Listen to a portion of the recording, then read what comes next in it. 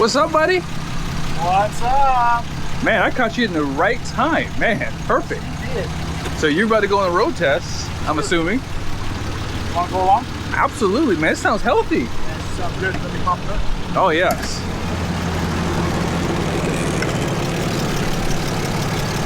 Wow. That's how a Cummins is supposed to sound. Very much so. Yes, it's a little bit noisier than the hydraulic lifter crap, but at least we don't have the issues with the hydraulic lifter crap going on anymore. So. Yep. And so you got the insane diesel all hooked up. And Lorenzo oil? Lorenzo oil, 1540. 1540, yep. Yeah, these. Run under that 540 crap no more. I know, 1540 guys, that's it. Yeah. You don't need, yeah, you don't need fuel economy. Screw that. Are you ready? Yeah, let's go. Let me lock up. All right, cool. So we just got done doing Hamilton cam swap and a whole bunch of bank stuff, some bulletproof diesel water pump, fleece coolant bypass, and an insane diesel oil bypass on this 22 Cummins right here. We've got 86,411 miles on it right now. When we tore it apart, we had 8 push rods that were already wiped out. So this is where we all get to, you know, foot the bill for Cummins' mistake. Cummins and Stellantis, you know, they need to be held accountable for producing crap. And I can only do so much with what little bit of a footprint I have on my page, but I can ask that every one of you like, comment, and share so that we can get this out there, and maybe we can get enough people that are not happy with Cummins and Stellantis about this typewriter ticking noise that the dealerships are refusing to fix. So as you know, I've been doing a lot of it at the dealership, but now we're doing it on my own because I got sick and tired of dealing with all that crap. So more to the point, we're on a test drive because this truck is going back to Idaho here in a few hours. I need to make sure this thing is in tip-top shape for them to go back. So we're going to put some miles on her, get her up to temperature, get her back into the shop, and double check all of our fluids. Right now, you're going to notice that we have this little guy right here, and we got a sensor over there, and we've got another sensor over here, and this is going to tell me what ambient temperature and duct temperature is, so we can do an AC performance test, because we also just recharged the AC system. You can do that at your shop? Yeah. Yeah, we're gonna make sure that gets done, because I'm not gonna farm out anything. If I can't do it, then we just need to quit. Yeah, that's awesome, dude. So where's your oil temperature at over there? Because I see you monitoring all that right now. Oil temp 174, coolant temp 186, trans is 107, so it's 183 on the coolant. We shouldn't see it get a whole heck of a lot hotter than that. Why is that? Well, because of that fleece coolant bypass. And in fact, thermostat's opened because it's, what did you say, 182? Yeah. We're at 177. Oh wow. It's doing its job. So we're gonna keep an eye on the temperatures and, yeah, again, make sure everything is top notch, buttoned up, good to go. Yeah, let's talk about that Lorenzo oil for a second. So if someone is looking to obviously do this, the one thing good about the Lorenzo oil is it does help with heat too, especially when it's under load. Oh yeah, the main reason why it helps with heat is because it reduces friction. Friction is what generates heat. So yeah, we're gonna see lower engine oil temperatures, which is going to correlate to lower coolant temperatures. Less wear metals too, I would say. Oh yeah, you got less friction in there, you're not wearing crap out. Yeah. And the TS2 guard, its biggest contributor to that is it fills the little tiny ridges and valleys. So if you were to take a look at a polished crankshaft or camshaft or whatever underneath a microscope, those polished surfaces are not flat. They'll look like a mountain range underneath the microscope. So with the TS2 guard, it'll actually start depositing its layer, its additive package, the tungsten, into those little nooks and crannies and valleys and start building that up. And then once it builds it up enough, it starts depositing its own wear layer as well. Wow. So now instead of having bearing surface with a thin layer of oil between it and the polished surfaces, now you've also got an extra layer of tungsten that's built into that as well. And with that, your bearings and your polished surfaces are going to last way longer. And of course, because of the reduced friction, you're not going to be heating up that oil, so the oil's going to last way longer. Yeah. A lot of people ask me what's the difference between some of these oils, and if you get down to the nuts and bolts of it and do your own research on this, don't just trust my word for it, but when you start looking at some of your inferior oils, and you know who I'm talking about, Stellantis loves to run it at the dealership level because they buy it so cheap. But it's not a good oil at all. It's a medium grade base oil with a crappy additive package in it. And you look at the oil itself when they start doing analysis of it, and some of those oils start to scorch or varnish out at like 282 degrees. And then you get into your higher quality oils, and that number can easily start breaching over the 300 degree mark. So you get your higher quality oils, you're not heating it up to the point to where it starts to break down and varnish out. That is key when we're talking about longevity of the oil. So with the Insane Diesel oil filter bypass in here, we got to look at a couple things of where it benefits us. And number one, let's talk about the sole reason why we change oil in an engine. Why do we change our oil? We do it to get rid of contamination. Now, what if we're able to filter out that contamination? Because a factory oil filter, even some of your best ones, only filter down to the 15, 20 micron range. So if we're able to filter the contamination out down to 1 micron, then would it not make sense that we don't need to change the oil? We just need to change the filters? And now if we have enough filter capacity to where we can easily go 15,000 miles, then why would we change the oil? We just change the filters.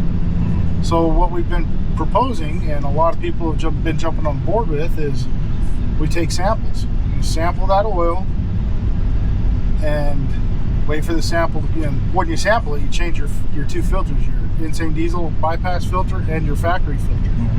Send off the sample, and that's going to tell us how much of an add pack's left in there, as well as what metals and stuff are in there. Yeah. We're looking for metals, we're looking for potassium, which is a killer. We're looking for sodium, which is salt. You'll see an elevated higher level of sodium in the wintertime, because what do we use on the roads when they're icy? Salt. Right. And that does mist up through the air filter and end up getting into the engine oil. Can you speak to that potassium? What additives out there? Because Insane Diesel does have a Lorenzo additive for the fuel. Yeah. Some fuel additives do have high levels of potassium. And what did you just say? Is that bad for the oil? It's very bad for the oil. Gotcha. And every engine out there has at least a minimal amount of blow-by. And you can't get away from it. You've got a piston ring sliding against a metal surface. There will be a tiny bit of blow-by, and sometimes it's almost unmeasurable, but there is that tiny bit. Yeah. So I'm not going to mention those fuel additive names. However, you're going to definitely see me not recommending that one anymore at all, period, exclamation point, because of the higher levels of potassium. Yes. So when we're looking at our oil samples, we're looking for silica as well, which is sand, which is dirt. And if we see higher levels of silica, then we probably can pull the air filter and see that we've got a dirty air filter or an air filter tube that is not connected to the turbo adequately. So we're looking at the oil samples, and we're determining health of the engine, health of the environment that the engine's operating in, and also the health of the oil. Now back to the oil filter bypass system. If we are filtering out the contamination, and the sample comes back and it shows 80% add pack left at 50,000 miles, isn't it safe to say that we no longer need to replace that oil? We just change the filters and keep running the oil? And that's where you guys have heard me say time and time and again, it is economically better to spend the money on this system now. Yep. Because within, you know, if you average 15 to 20,000 miles per year of driving, within a year or two, the system will pay for itself. Then it will continue to pay you back on a monetary frame, because you're not paying for a dealership or even a quick lube place to change your oil every 5,000 miles. Right. The other big added bonus is back to the deposition of a wear layer, and it continuing to use that wear layer that it deposits into itself. So your lifespan of your engine is drastically going to increase just by adding the bypass system alone and instituting the Lorenzo TS2 oil. It's a lot of words, so I'm not big with words. I graduated high school because of a girl in front of me. It's a much needed thing. I have it on my 26. You've got it on yours. Absolutely. And it's a no-brainer. Yeah, you know, I was always, you're stupid if you go over 5,000 miles on your oil change. Yep. And now it's, you're not so stupid. Good job, boy. We're running the good quality stuff in there and the good quality filters and all that good quality stuff. Yeah. So the engine's going to last longer. Yeah. Period. And just like you said, don't take our word for it. Do the oil analysis. You know, that's the beautiful thing about the Insane Diesel oil bypass is you can add a port to check the oil. That way you don't lose so much. And then send this analysis in, and it'll tell you where the oil percentage is at versus what your truck's going to tell you. So using a higher quality oil, the additive pack that Insane Diesel uses, the tungsten, is what really makes that oil so great.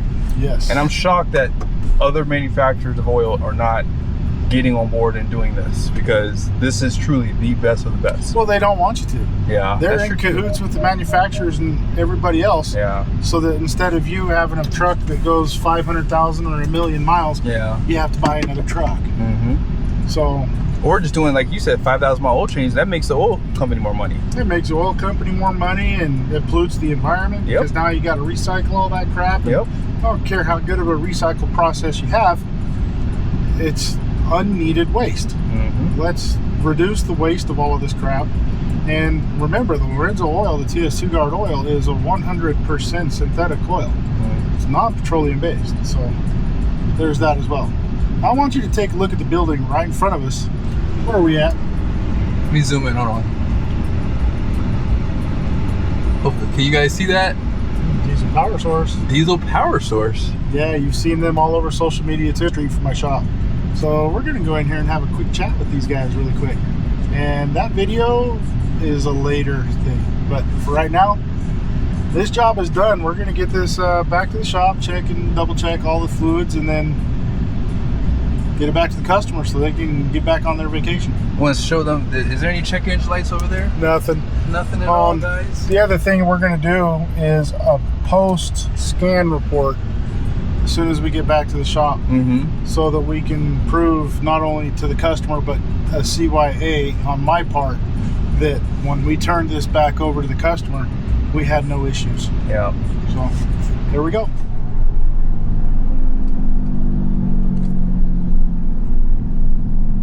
Here's your exhaust brake. We only hit 84 on that one.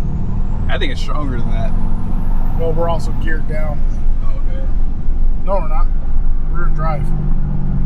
113. Yeah, I would definitely get that Banks intake system, guys. That thing is just, wow. Do you think the flat tap pit helps a little bit with the?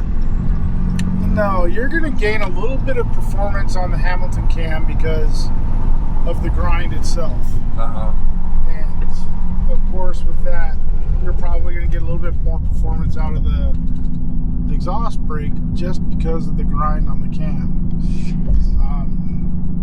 That sounds so good, dude. Oh my gosh. Man, it makes me want to get the Cummins again, dude. If I was wearing panties, they'd be wet right now. Probably shouldn't put that in the video. Dude, that sounds insane.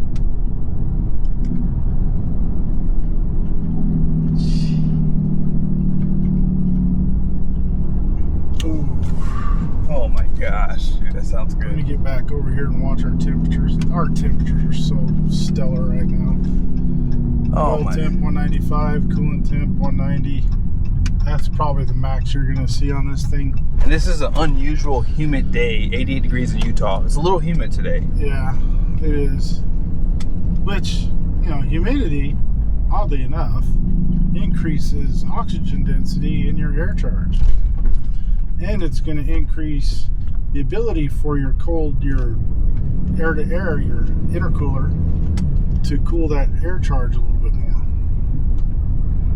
If you were ever interested and wanted to do a full test on it, you can run a vehicle in your shop and watch your intake air temperature sensor, and then take a hose and spray it on that intercooler, and watch the intake air temperature drop.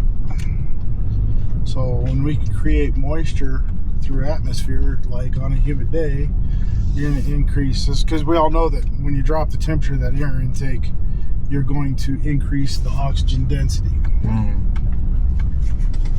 So here we are, back at Truck Stuff. Truck stuff. I want to thank you all for tuning in, watching, like, comment, share it to everybody that you know.